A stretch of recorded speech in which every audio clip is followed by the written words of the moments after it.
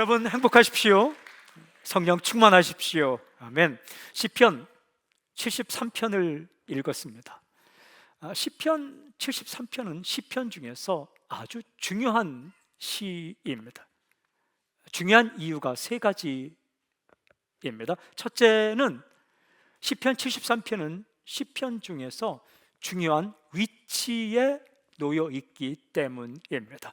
시편은 총 150편까지 되어 있죠. 우리가 벌써 73편이고 다음 주에 74편, 그 다음 주에 75편 하면 반환점을 돌게 됩니다. 와우. 150편인데 이제 두 주만 더 가면 75편 반환점을 돌게 되고, 조금 더 하면 100편을 가게 되겠는데, 100편 가면 이제 금방 150편은 또 금방 갑니다. 그때 이제 하나의 고비가 나오죠. 119편이 나옵니다. 무려 176편까지, 116절까지 있는 시편. 어느 분이 혹자가 물었습니다. 시편 119편 나올 때 176절까지 다 읽을 겁니까? 제가 읽을 겁니다 라고 했습니다. 117편은 2절밖에 없는데 그때도 읽으니까 그래서 그냥 읽는데 176절까지 계속 읽으면 목이 탈 테니까 중간쯤 제가 아이스크림을 드릴 겁니다. 그래서 119편은 176절까지 읽을 때 중간까지 읽고 아이스크림 타임으로 중간에 목을 축이고 나머지 반을 읽고 예배 드릴 겁니다. 기대하고 오시면 아이스크림을 내겠다는 사람이 예약이 돼 있습니다. 어쨌든 시편은 150편까지 돼 있는데 이 시편이 5권으로 나눠집니다. 모세 오경을 보면 창세기, 출애굽기, 레위기, 민수기, 신명기 5권으로 이렇게 형성된 것처럼 히브리 사람들이 이렇게 책을 엮을 때 5권을 맞추려고 합니다. 마태복음을 읽어보면 예수님의 말씀이 5개로 이렇게 묶여져 이렇게 나옵니다. 5장, 6장, 7장, 마태복음 10장, 그 다음에 이렇게 쭉 해서 나오는데, 시편은 1편부터 41편까지가 1권이고 42편부터 72편까지가 2권입니다. 그 다음에 3권이 73편부터 89편까지 되는데, 오늘 읽은 73편이 이 3권의 첫째 위치에 놓여져 있기 때문에 중요하다.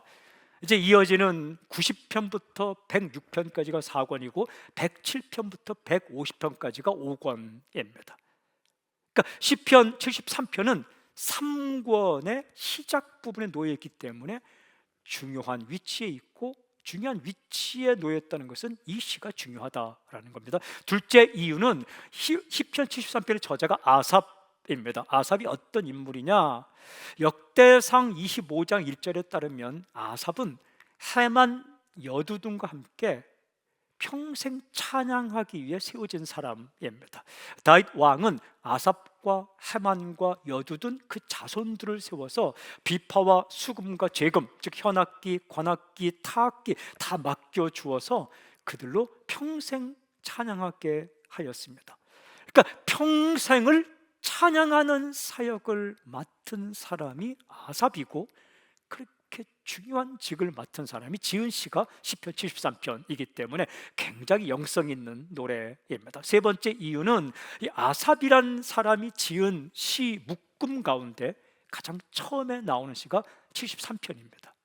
아삽이 지은 시는 시편이 12개가 나오는데 시편 50편이 떨어져 나오고, 그 다음 73편부터 83편까지 11개가 이어져 나오는데 그 11개 시묶음 가운데 처음에 나온 게 오늘 읽은 73편입니다. 그만큼 중요한 위치에 있고 아주 찬양에 깊숙한 경험을 가진 사람이 지은 노래이기 때문에 시편 73편은 시편에서 굉장히 중요한 노래입니다. 질문: 이토록 중요한 위치에 있는, 이토록 영성 있는 사람이 부른 중요한 시인 시편 73편에는 어떤 노래가 기록되어 있는가? 그렇게 중요한 시편에 기록된 노래는 정말 중요하지 않겠습니까? 이 질문을 가지고 1절부터 마지막 절까지 읽어가다가 아주 강력하게 다가온 노래가 있습니다. 마지막 28절에 있는 이 노래입니다. 하나님께 가까이함이 내게 복이라. 마음에 들어왔습니다. 아주 깊이 들어왔습니다. 성경 표현 그대로 하나님께 가까이함이 내게 복이라 오늘 설교 제목으로 정했습니다.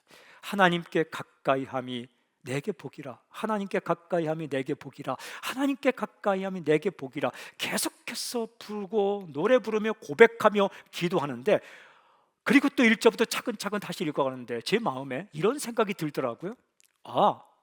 이 고백이 그냥 쉽게 나온 고백이 아니구나. 그냥 몇 자 들어서 하나님께 가까이면 내게 복이라 쉽게 부른 노래가 아니로구나. 그냥 책 읽듯이 부른 노래가 아니구나. 수없이 많은 고민과 좌절을 겪고 살아가면서 수없이 많은 고민과 좌절과 갈등을 겪고 주님 앞에 엎드려 하나님의 사랑을 경험한 끝자락에서 터져나온 노래구나 라는 생각이 들었습니다. 그렇더라고요. 우리가 살면서 가지고 있는 인생의 고민들을 이 시인도 똑같이 겪고 있더라고요. 평생 찬양을 맡아서 노래하던, 하나님 가까이에서 살던 이 아삽이란 사람도 우리가 살면서 가지고 있는 고민과 질문과 갈등을 똑같이 하고 있더라고요. 그 고민과 좌절, 갈등을 겪은 이후에 하나님 앞에 엎드려 그렇게 애타게 부르짖다가 깨닫고 터져나온 노래가 하나님께 가까이함이 내게 복이라, 이 노래였습니다. 먼저 그는 이렇게 노래합니다. 내가 거의 넘어질 뻔하였다. 그는 자신의 인생 경험을 이렇게 고백합니다. 2절에 보니까 나는 거의 넘어질 뻔하였고 나의 걸음이 미끄러질 뻔하였다. 넘어지면 어떻게 됩니까? 다칩니다. 다치면 어떻습니까? 아픕니다. 한번 넘어지고 다치면 어떻습니까? 다시 걷기가 겁이 납니다. 미끄러지면 어떻습니까? 뼈가 부러지고 아픕니다. 미끄러지면 어떻습니까? 미끄러운 길 다시 가는 것 겁이 납니다. 이 시인이 넘어지고 자빠지고 그렇게 넘어질 뻔 자빠질 뻔 수없이 그런 경험을 했다라는 거예요. 완전히 넘어져서 인생이 완전히 깨지진 않았지만 여러 번 넘어지고 미끄러지고 자빠져서 완전히 무너질 뻔하였다라는 의미입니다. 실존적인 경험이죠. 인생의 경험입니다. 여러분, 누구나 넘어집니다. 누구나 미끄러집니다. 누구나 넘어질 뻔합니다. 누구나 미끄러질 뻔합니다. 누구나 고민합니다. 아무도 자신할 수 없습니다. 평생을 성전에서 찬양하며 사는 사람이 그런 경험을 한다면 세상 한복판에 살아가는 우리들이야, 여러분들이야, 우리야 더더욱 그렇지 않겠습니까? 질문이 있어요. 그가 넘어질 뻔한 이유가 무엇일까? 이게 시편을 읽어오면 믿음과 현실이 달랐기 때문입니다. 거의 넘어질 뻔하였다는 2절 고백 앞 1절에 또 거의 넘어질 뻔하였다는 2절 바로 뒷부분 3절부터 보면 자신이 믿고 있는 믿음의 내용과 경험하는 현실이 사뭇 다르다는 것을 고백하고 있습니다. 믿고 있는 내용이 무엇입니까? 1절에 이렇게 되어 있어요. 하나님이 참으로 이스라엘 중 마음이 정결한 자에게 선을 행하시나. 여기 믿는 내용이 나옵니다. 하나님은 정결한 마음으로 하나님을 믿는 사람에게 선을 베풀어 주신다. 쉽게 풀어보면 하나님 믿으면 다 잘 될 거야, 이런 믿음. 이 믿음 앞에 굉장히 중요한 부사가 있으면 참으로, 히브리어 말로 아크란 진짜, 참으로. 무슨 말입니까?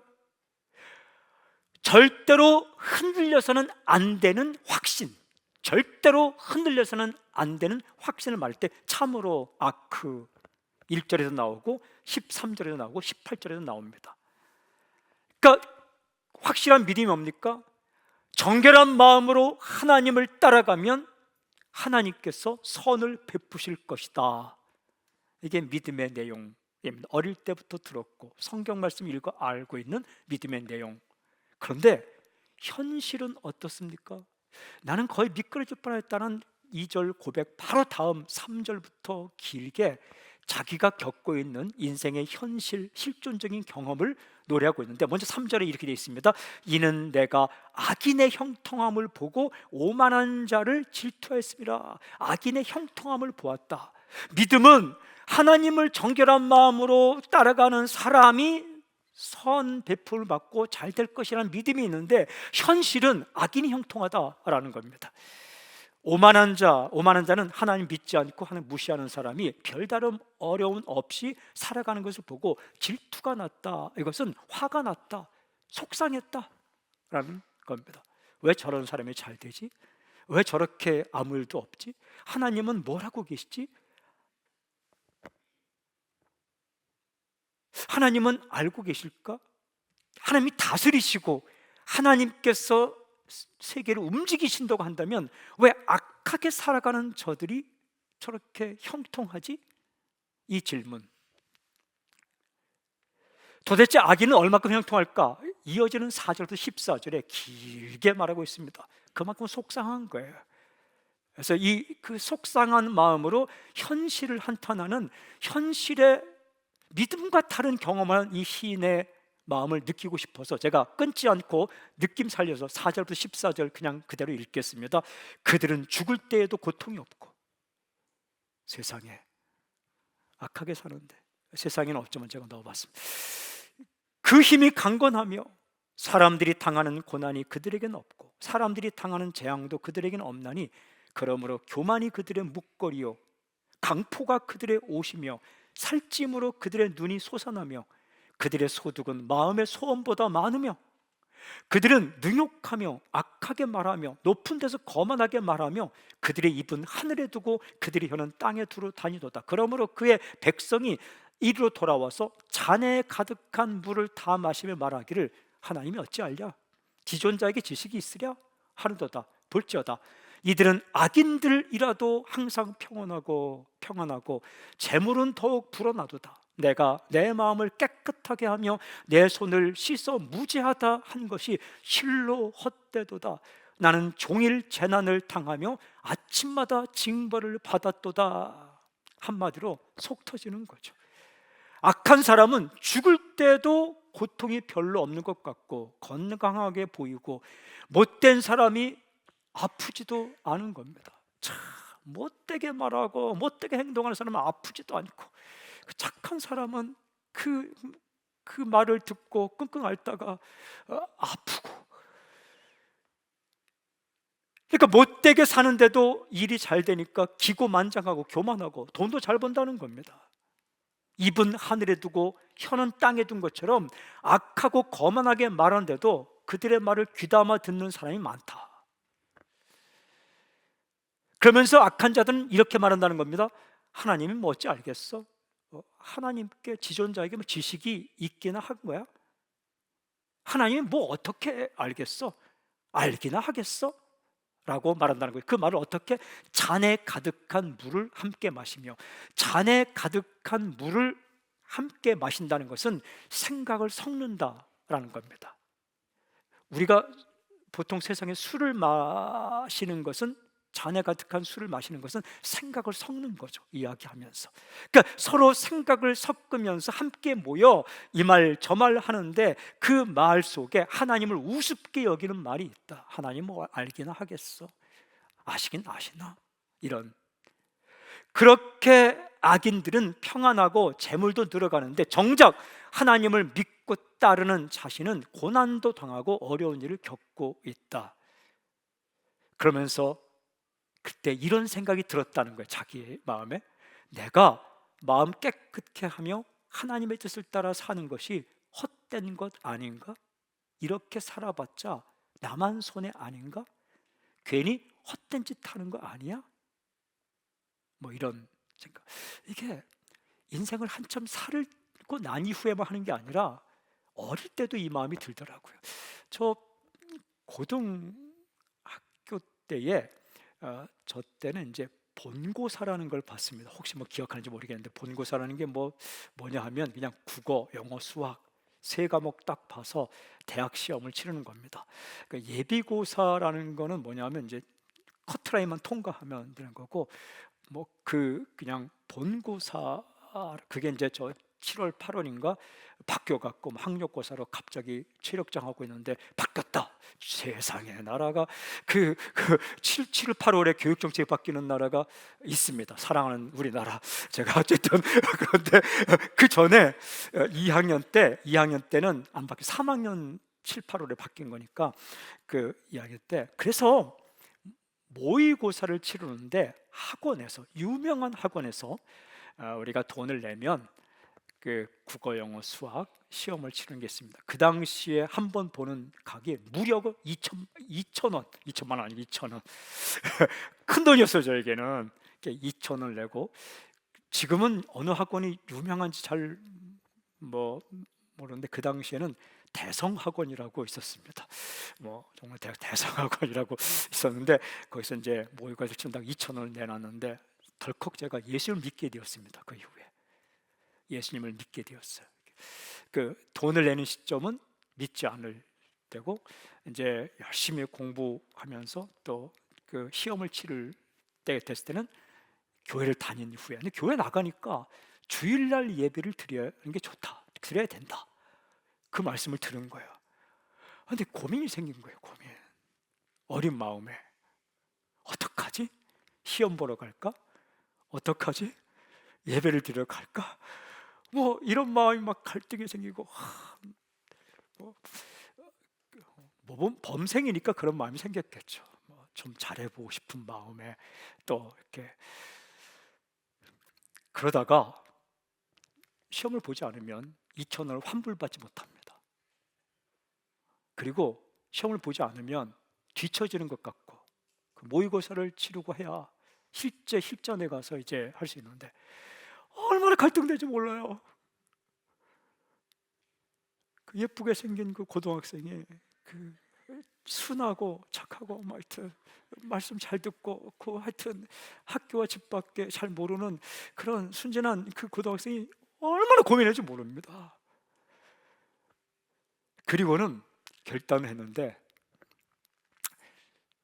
그냥 예배드리자, 이걸 결정을 했어요. 그 시험을 못 보고 이제 그냥 2,000원을 못 찾고 탁 이제 교회에 와서 앉아 있는데, 또 그때만 해도 우리 부모님이 교회를 다니지 않을 때였으니까 와갖고 애써서 1시간 땅 하고, 전도사님이 설교하시는데 축도도 하지 않고 주기도문 하면 바로 이제 빠져나가서 집으로 가야 되는, 앉아 있는데 제 마음 가운데 두 마음이 있는 거예요. 하나는 뿌듯한 마음, 와, 내가 믿음이 잘 뭔지 모르지만 그래도 하나님과의 의리를 지켰다라는 뿌듯함이 있는데, 또 한편으로 말하면 바보짓 한 거 아니야? 이런 생각이 들었어요. 나만 손해보는 거 아니야? 나 뒤처지면 어떡하지? 친구들은 이제 가서 열심히 국어 문제 풀고 영어 문제 풀고 수학 문제 풀어서 실력을 증진하고 있는데, 나는 여기서 지금 뭐 하고 있는 거지? 목사님도 아니고 전도사님이 설교하고. 이건 너무 간 생각, 그런 말 생각은 안 들었고 그냥 이 생각 들었어요.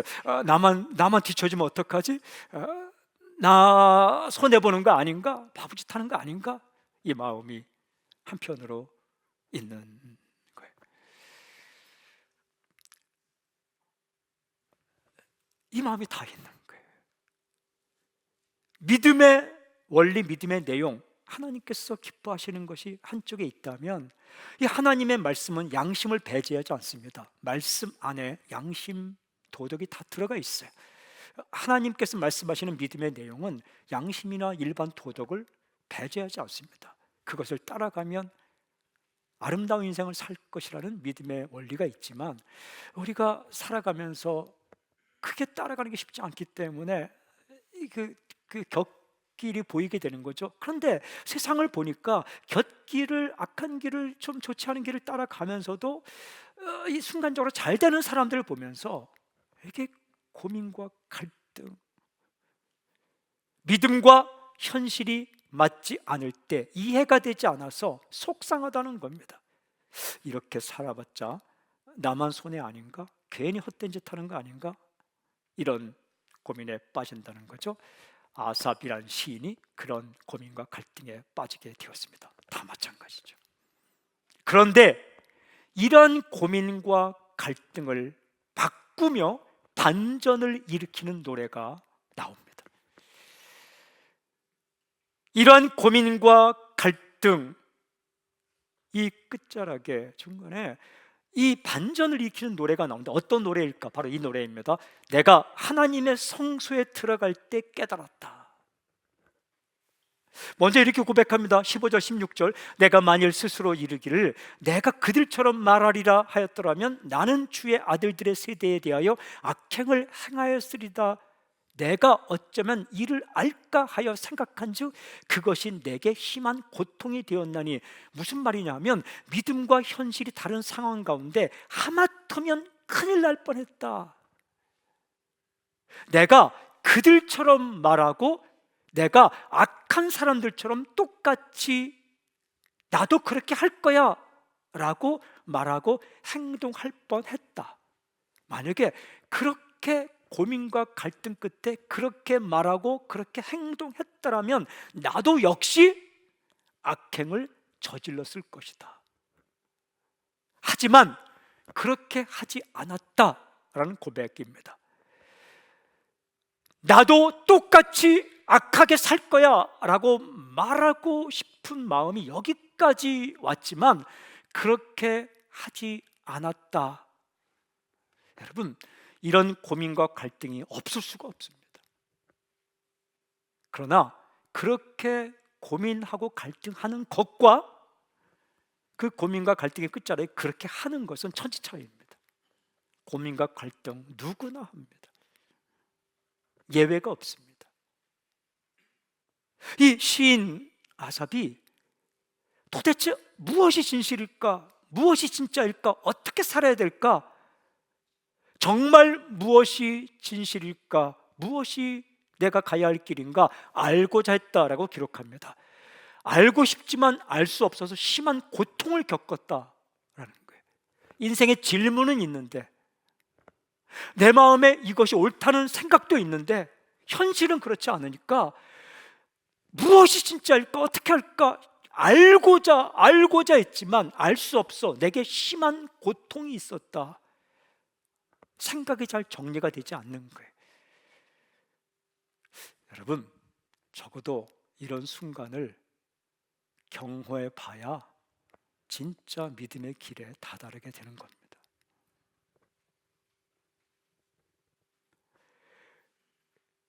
이렇게 생각이 정리가 되지 않고 정말 알고 싶고 제대로 알기를 원하는 마음으로 고민하고 막 마음이 아프고 조여오듯이 심한 고통 가운데 고민하던 그가 드디어 삶의 진실을 알게 되는데 언제 깨닫게 되었을까? 바로 이어진 17절에 이렇게 고백하죠. 하나님의 성소에 들어갈 때야 내가 깨달았나이다. 드디어 깨달았다. 언제 깨달았는가? 하나님의 성소에 들어갈 때. 여러분, 하나님 앞에 설 때 삶의 진실을 제대로 알게 됩니다. 삶의 현실들을 많이 경험하게 되면 인생을 좀 알게 되죠. 하지만 삶의 현실 경험이 많다고 해서 진짜 인생의 비밀을 아는 건 아닙니다.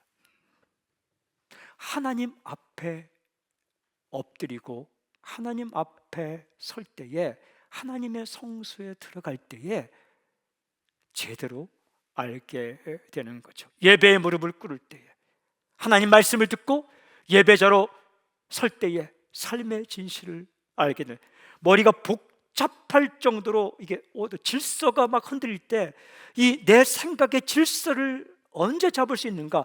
하나님 앞에 설 때에. 생각의 질서가 바로 서고 인생의 질서가 바로 세워지는 때는 하나님 앞에 설 때. 어거스틴이 쓴 고백록을 보면 여러분 복잡하고 그런 책 같지만 그 어거스틴의 고백록 가운데 들어있는 가장 중요한 그 개념이 뭐냐면 질서입니다. 질서가 흐트러진 게 죄입니다. 하나님과의 관계, 나와의 관계, 세상과의 관계. 하나님 앞에 서면서 이 인생의 질서가 바로잡혀지게 되는 거죠. 고백력을 보면 앞부분은 질서가 엉망인 상태로 죄를 짓는 상태이고, 하나님 만난 경험 이후에 삶의 질서가 잡혀지게 되는 거죠. 하나님 앞에 설 때에, 그런데 하나님 앞에 설 때 무엇을 깨닫게 되었는가라는 거예요. 그가 깨달은 중요한 사실을 두 가지로 고백하는데 서로 대조되는데 이것입니다. 악인의 종말, 그리고 또 하나는 나의 삶. 악인의 종말은 어떠한가? 진실을 보게 되었고, 나의 삶은 어떤 삶인가? 진실을 보게 되었다. 먼저 악인의 종말에 대해 깨달은 사실은 이렇게 노래합니다. 악인은 결국 파멸한다.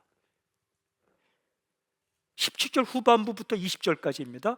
그들의 종말을 내가 깨달았나이다. 주께서 참으로 그들을 미끄러운 곳에 두시며 파멸에 던지시니 그들이 어찌하여 그리 갑자기 황폐되었는가. 놀랄 정도로 그들은 전멸하였나이다. 주여, 사람이 깬 후에는 꿈을 무시함같이 주께서 깨신 후에는 그들의 형상을 멸시하리이다 하시리이다. 27절에 이렇게 되어 있습니다. 무릇 주를 멀리하는 자는 망하리니 음녀같이 주를 떠난 자를 주께서 다 멸하셨나이다. 악인의 종말은 망하는 것이다. 이거를 깨닫게 되었다. 여러분, 이거 알고 있는 사실입니다. 하나님 말씀 앞에 서지 않아도 일반 교육을 받을 때에 어릴 때부터 듣는 이야기가 악한 방법, 악인의 길을 가면 결국 망한다. 이 얘기 듣고 살았습니다. 누가 그렇게 하신다고 말씀하시면 하나님께서 마치 꿈을 꾸는 동안은 꿈이 현실인 것처럼 느껴지지만 꿈을 깨면 완전히 사라지듯이 악인이 지금 떵떵거리고 보란듯이 살던 현실이 마치 꿈처럼 갑자기 사라진다. 요한계시록의 주제입니다. 17장 18장에 가면 바벨론 제국, 하나님을 알지 못하고 악한 길을 가는 이 나라들이 갑자기 순식간에 멸망을 당하게 되는 거죠. 악인은 결국 망한다. 이 사실, 우리가 알고 있는 사실, 많이 들었던 사실입니다. 일반 교육을 통해서도. 일반 교육의 핵심이 도덕론이라면 도덕론에서 말하는 것도 악인의 길은 결국 망한다 라는 거예요. 하나님 말씀도 분명합니다. 악한 길을 가면 결국 파멸하고 만다. 시간 문제이지 악인의 끝을 보는 게 영성입니다. 끝을 보니까 반드시 망하게 되어 있다.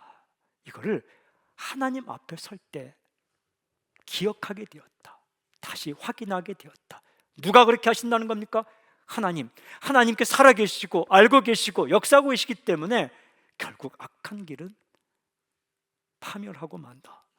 이 사실을 성수에 들어갈 때 깨닫게 되었다. 그리고 동시에 깨달은 것이 무엇입니까? 바로 이 사실입니다. 나의 삶에 대해서 주께서 내 오른손을 붙들고 계시다. 와, 21절 22절 내 마음이 산란하며 내 양심이 찔렸나이다. 내가 이같이 우매무지함으로 주 앞에 짐승이오나. 자기를 보니까 내 마음이 산란하다는 뭐예요? 흔들린다. 지금 갈피를 못 잡고 믿음과 현실 사이에서 막 흔들리고 있다는 거예요. 그리고 이렇게 고백합니다. 내 양심이 찔렸나이다. 왜 양심이 찔립니까?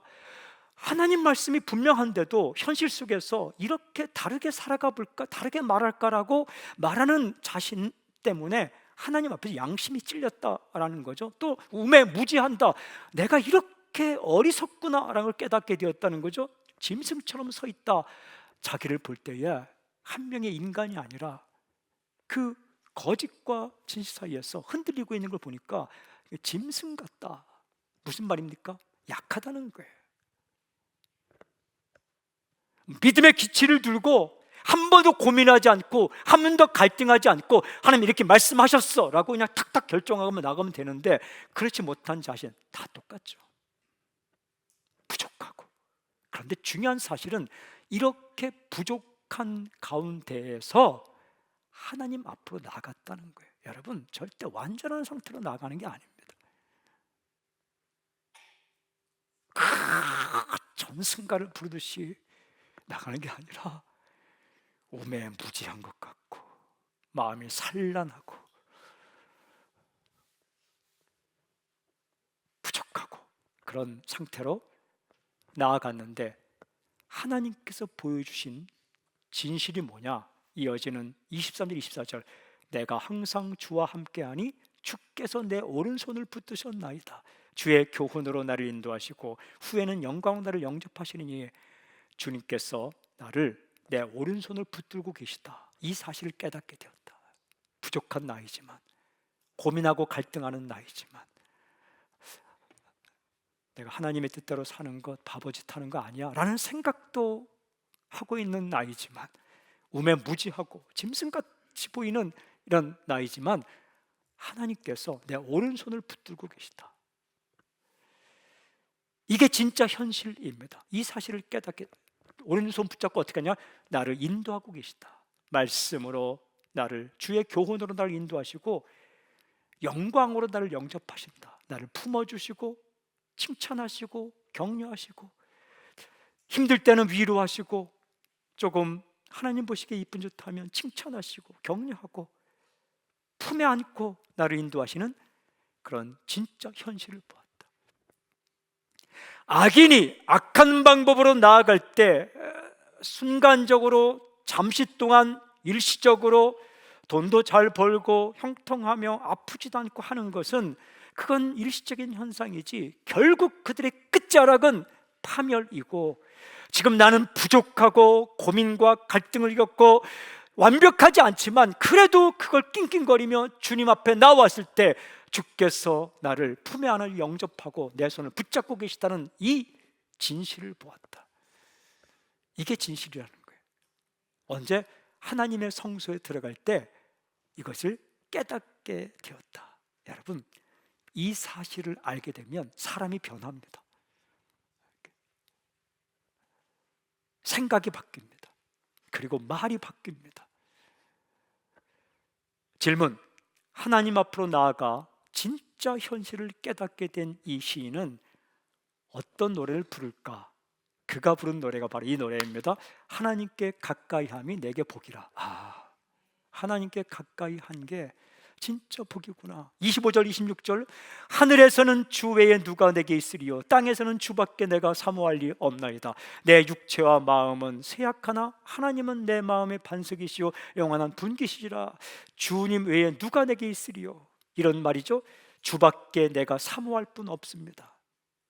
주님은 내 반석이십니다. 반석은 흔들리지 않는 삶의 기초입니다. 하나님만이, 하나님 말씀만이 흔들리지 않는 내 삶의 기초입니다. 영원한 분깃입니다. 분깃은 배당금입니다. 배당금, 할당금, 포션입니다. 나눠주는 거. 하나님은 내게 주어진 나의 배당금 전부입니다. 하나님 한 분만으로 내가 만족합니다. 전부입니다. 하나님 계시면 전부 있는 겁니다. 이런 고백입니다. 그러면서 이 결정적으로 이렇게 노래합니다. 28절 마지막 절, 하나님께 가까이함이 내게 복이라. 내가 주 여호와를 나의 피난처로 삼아 주의 모든 행적을 전파하리라. 이 노래, 하나님께 가까이함이 내게 복이라, 깨닫게 되었습니다. 내가 하나님을 믿고 하나님께 붙들림 바 된 것이 복 중에 복이구나. 저는 이 노래를 이렇게 묵상하다가 요한계시록을 묵상하게 됩니다. 요한계시록 보면 하나님을 거부한 이 세력들과 사람들이 마지막에 멸망당하는 장면이 나오는데, 제가 그렇게 그 부분을 묵상하다가 이런 말 했습니다. 큰일 날 뻔했다. 큰일 날 뻔했다. 정말 큰일 날 뻔했다를 좀 그냥 우리말로 줄여서 큰일 날 뻔했다. 큰일 날 뻔했네. 안 믿었으면 어쩔 뻔했어. 제가 요한계시록을 가지고 책을 쓴다면 제목, 큰일 날 뻔했다. 부제, 안 믿었으면 어쩔 뻔했어. 이런 거예요. 하나님께 가까이함이, 이게 복 중에 복이구나. 이 노래가 언제 부른 노래인가? 받아들이기 힘든 현실로 인해 흔들리고 깊은 고뇌와 갈등을 겪은 이후에 하나님의 성소에 들어가 악인의 멸망과 나의 삶을 붙잡고 있는 하나님의 신실하심을 경험한 이후에 터져 나온 노래, 그 노래가 하나님께 가까이함이 내게 복이라. 여러분, 하나님께 가까이함이 복 중에 복, 이 사실이 믿어지고 깨달아지길 바랍니다. 진정한 복으로 느껴지길 바랍니다. 하나님 모른 척하지 않고 믿고 하나님 찬양하며 예배드릴 수 있는 현실이 좀 부족하지만, 고민하고 갈등하지만, 흔들리지만, 때로로 무매무지하게 보이지만, 때로 정말 인간 같지도 않고 짐승같이 여겨질 때도 있지만, 그럼에도 불구하고 꾸역꾸역 이렇게 주 앞에 나와서 예배할 수 있고 말씀 들을 수 있는 이 자체가 복 중에 복임을 깨닫고 느껴지길 바랍니다. 또한 이 땅에 사는 동안 더욱더 하나님께 가까이 가십시오. 하나님께 나아가야 세상의 진실을 보게 됩니다. 제가 질문이 생겼어요. 하나님께 어떻게 하면 가까이 갈 수 있지? 책도 막 찾아보고 해봤더니 이게 답은 뭐 분명하더라고요. 그냥 말씀이었습니다. 말씀을 가까이 하고 말씀 들을 때 하나님과 가까이, 이게 예배였습니다. 예배의 자리로 나아가는 거예요. 기도였습니다. 기도. 주께서 말씀하셨어요. 마음에는 원이라도 육신이 약하도다. 이게 육신이 약하면 기도되지 않기 때문에 이 육신이 힘들고 어려울 때에도 기도의 자리를 확보하는 게 중요한 거예요. 봉사였습니다. 봉사는 사랑이에요. 봉사는 사역이 아니라 사랑이에요. 여러분, 사역은 일이 아니라 사랑하는 거예요. 이렇게 serving, 이렇게 섬기고 봉사하다 보면 하나님의 사랑을 깨닫게 되는 거예요. 여러분, 앉아서 깨달은 하나님의 사랑과 내가 누군가를 사랑하면서 베풀면서 깨달은 하나님의 사랑은 이게 느낌이 다른 거죠.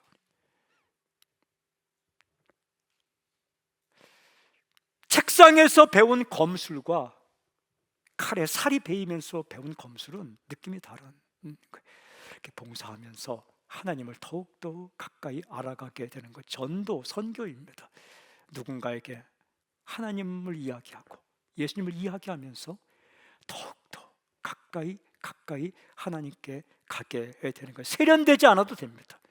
투박해도 됩니다. 우리 믿음의 선배들이 인생의 고통과 좌절과 절망 가운데 그저 기도의 자리로 나아가고 예배의 자리로 나아갔으며, 그리고 말씀 붙잡고, 그리고 그래도 사랑하고 그래도 전도하며 살았던, 이 예배하고 기도하고 말씀 앞에 서고 주님을 전하고 섬기며 살아간 이 삶 자체를 통해 하나님께 더욱더 가까이 가게 되는 거죠. 이 삶이 복이다 라는 겁니다. 가까이 가면 살아납니다. 하나님 가까이 가면 살아납니다. 제가 말씀을 묵상하는 가운데 마지막으로 예수님의 말씀이 생각났어요. 요한복음 7장 37절 38절 이렇게 말씀하셨어요. 누구든지 목마르거든 내게로 와서 마시라. 나를 믿는 자는 성경의 이름과 같이 그 배에서 생수의 강이 흘러나오리라. 내게로 오라.